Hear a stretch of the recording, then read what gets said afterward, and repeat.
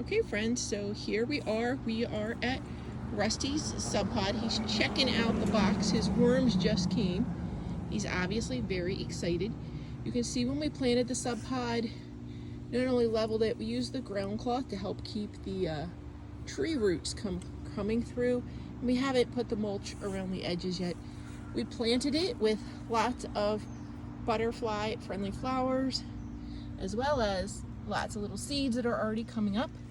We have it covered. These are the air holes to get air in, but down here are some holes to keep critters out. It lets the worms go into the grow bed and back to the SubPod, so you have to make sure that it's covered. And so far, so that's good. And we used the remnants. Remember, we have pet rabbits, so we used the very small broken hay at the bottom of the bag that's very dusty. We used that to help mulch out the grow bed, which works really well because your seedlings will still come through. We did mark this. This is Beware the Dog, because this is dog's compost. Undo the latches. So this mini pot has latches, has the same great tips that the full-size bin has. This is our worm blanket, and underneath you can see we've been a little naughty. We've already been putting the dog's waste in it because we had to put it somewhere. So let's see if we can get these worms in here and rejuvenate them, get everybody happy. Now, why it's kind of an emergency situation, you can see there are some little guys already got out of the bag. So there's a few of them here. We found a few little dead ones like over here. That's not a picture of a dead worm. Unfortunately, I think that one didn't make it. And these are real babies. Let's see if we can get them out. You can see they do their best. There is holes in the box, as well as they get shipped right away. This is coming to me from one state away, so normally it's here pretty quickly.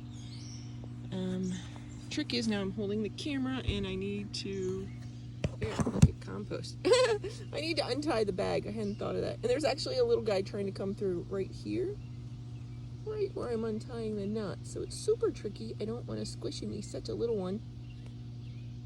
We want to have lots of, next generation guys here. But you can see they're coming right out the knot. These are red wiggler compost worms. Just pick these little ones up. There you go, little ones. And they normally come fairly dehydrated, but we had a number of hot days. Ooh. Here's some bigger ones. Number of hot days, and then we suddenly had cold front come through, and so the weather's better. So right now I'm picking out the little worms. The bag is gathered at the top, and in each of these little wrinkles there's some little wormy friends. We want to make sure they get into their new home safely, so I'm taking my time. Ooh. The last time I got them, they were definitely dehydrated and sluggish. These are not dehydrated and sluggish. Okay, let's look inside the bag. So they are transported in peat moss, which you can see, but these ones are not stunted at all. The weather was perfect. These guys did not get sleepy. I'm still gonna go ahead, I'm gonna add a tiny bit of water to them first. It's good to rehydrate them, but again, my guys weren't really dehydrated at all. They came fairly quickly. Again, they're only from one state away. So right where you can see them. You can see towards the bottom of the bag, it was a little dry, and they're a little more sluggish down here at the bottom. So we're gonna have to get them all out of the bag. I'm sure there's more in there. I'm gonna go ahead and add a little bit more water. So they come in peat moss. We normally use cocoa coir when we're creating bedding for our wormy friends, and when there's a good deal of cocoa coir in here already. They just need to find it. Now these little guys like to live. See, there's some big bunches of them. They like to live in the top couple inches of your waste, which is why, remember, we aerate this. Now my aerator actually got on back order. So many people were ordering SubPods. My aerator became on back order, but no fear, I have been using a special stick I keep right here because I don't want to mix it up. This is dog waste compost, so I don't want to mix it up with my other one. My other compost in the back, I'm using mainly vegetable scraps, and that is growing food for my rabbits, so I don't want to mix that with dog poo. That's That's not cool. Remember, your dog poo compost cannot be used in anything that's going to grow food, especially for humans, because it's not a hot compost system. Hot compost systems will actually break down all those harmful little bacteria and stuff that are in a carnivore's poo. The difference is carnivore versus herbivore, it seems. The herbivore poo is safer, partially. I don't know if it's because of what they eat, but I know like the rabbits actually eat their first poop. Everybody thinks that's that rabbit's poo that you find out in the yard. That is a rabbit's second poo. And that's why their pellets come out so dry. They've gotten every last nutrient they could out of it before they expelled it. And did they get all of it? No. I mean, you know, cows eat, they have the 4 stomach system. Rabbits only do 2, so they're not getting all the nutrients. And can you see there's still worms on the bag? What I did was I turned the bag inside out. And so I'm pulling the worms off there. Now you can see the worms are probably going straight down in. They don't like the sunlight, and I do have them here in a shadier spot of the yard. So already it's not super bright out now. It's a nice shady spot for them, but they're gonna automatically go down. We're gonna just shake that bag off a little bit. Let them go down, let them do their thing. Here's my trusty stick. I'm gonna stir them up just a little bit. But they're naturally gonna go down on their own. I'm just giving them a little bit of a head start. So in here, I do have some bigger leaves. It's just a couple. I wanted to give them a little bit of insulation on the day that it was really hot, because there were some worms.